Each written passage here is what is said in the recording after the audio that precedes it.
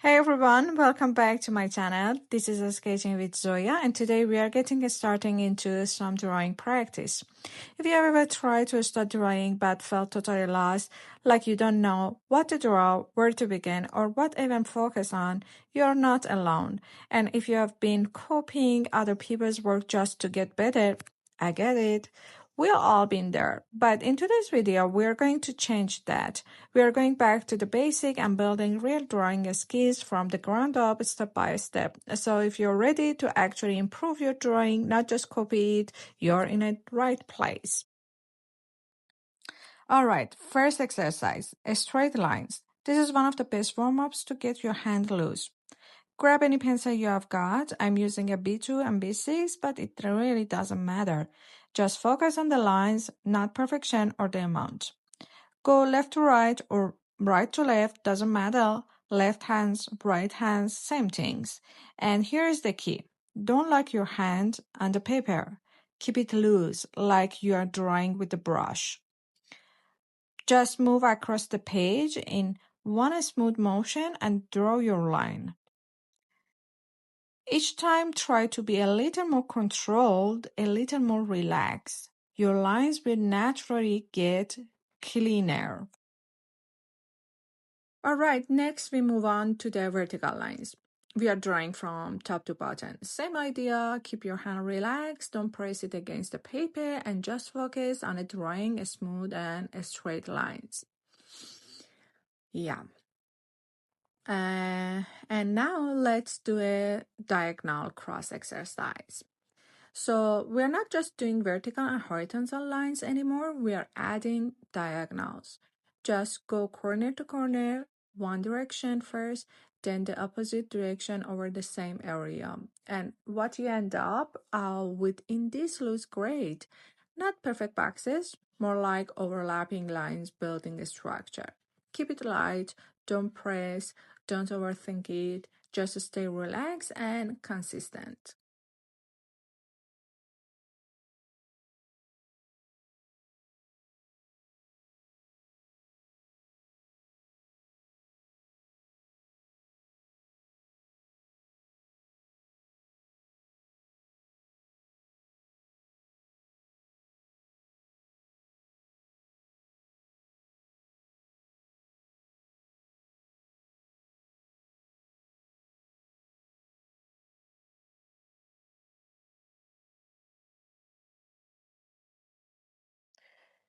Alright, now is the time to practice circles and ellipses.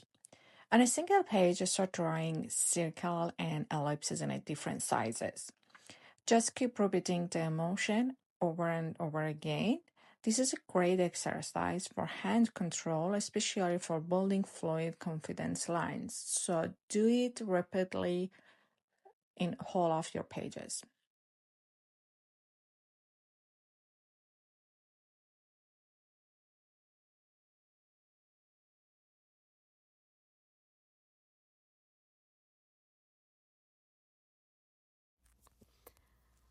We're done drawing the circles. The next step is shading them.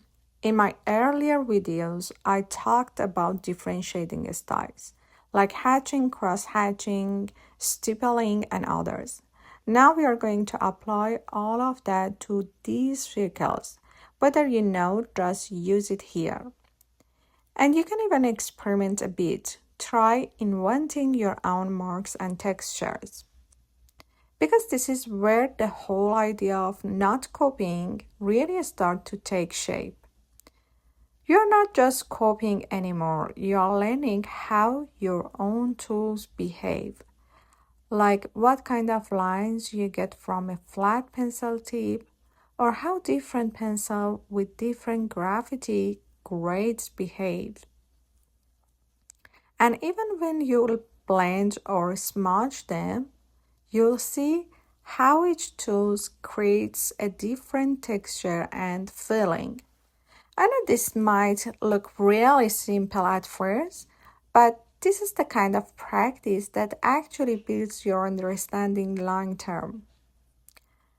Later on, When you're doing real drawings, you'll know exactly what kind of texture, shading, or surface you want and how to create it.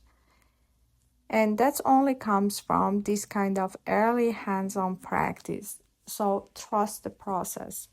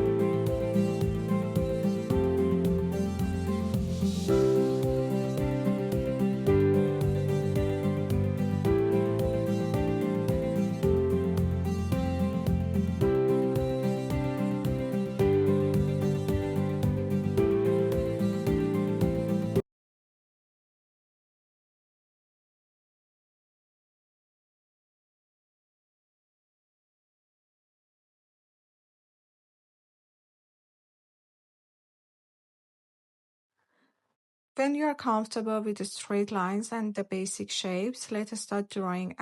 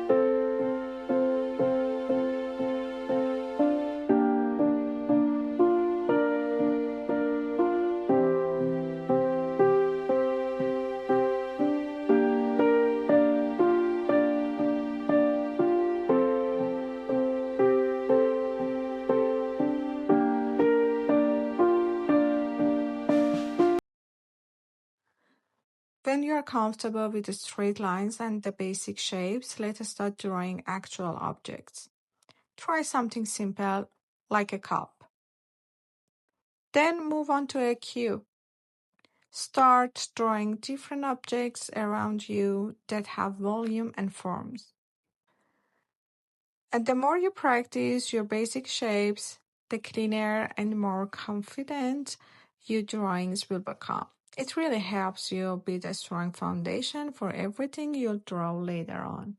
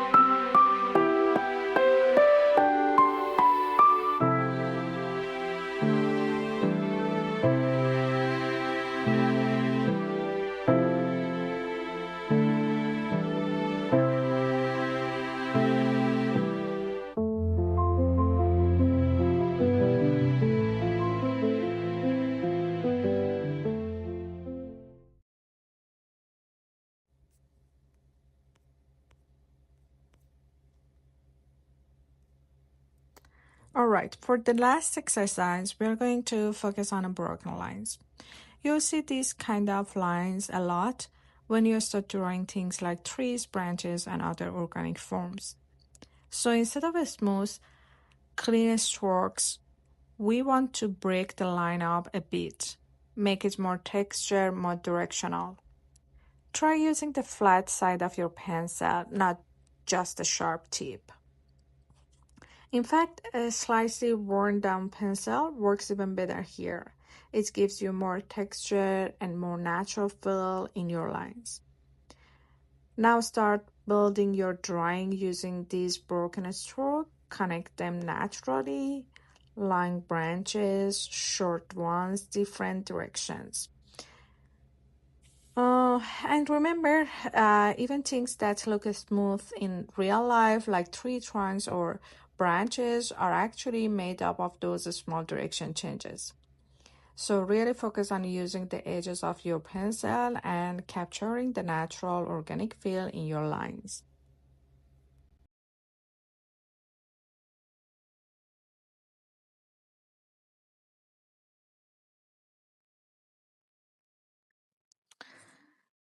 For the final step, we are going to draw leaves. For this, we'll use the flat side of the pencil again. We are going to build the leaf shapes using a small zigzag stroke that overlap and come closer together, almost like they are compressed into each other. Think of it as two or three layers of tight, broken zigzag that create the structure of the leaf. And depending on where you want your shadows, your light area, and your darker area, you control the density of those strokes. You can also experiment and design your own leaves. There is no strict rule here. Try different shape, different marks, even circles, lines, or your own texture, anything that helps you build form or volume. The goal is to understand how to create the feeling of volume inside a leaf, not to copy a perfect version of it. It's really not anything complicated. Everyone can do this. So just practice and make your own texture. So that's it for today's lesson. We went through some of the most basic drawing exercise, the foundation stuff. I hope this helped you get started and gave you a clear idea of how to approach drawing from scratch. And more importantly, I hope it motivates you to keep going, to practice not just with your hands, but with your mind and your creativity too. Thanks so much for watching and spending this time with me. I see you in the next lesson. Take care and goodbye.